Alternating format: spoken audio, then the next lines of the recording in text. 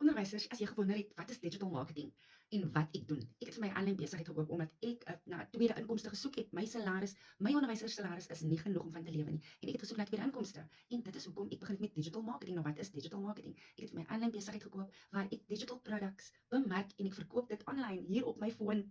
Op my foon ek het net nou gebruik my Wi-Fi en dan bemerk ek en verkoop ek digital products. Nou wat is 'n digital product? 'n Digital product is soos 'n PDF.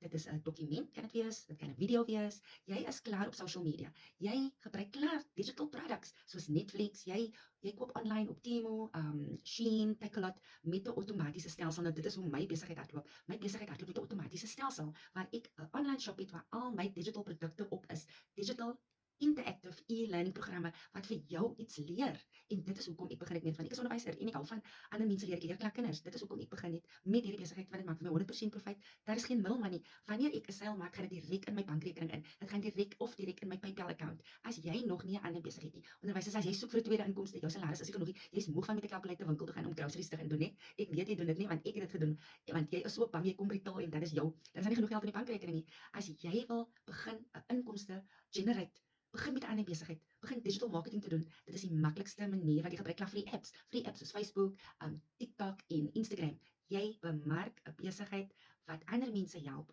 om ook vir hulle te help om 'n inkomste te genereer. Is dit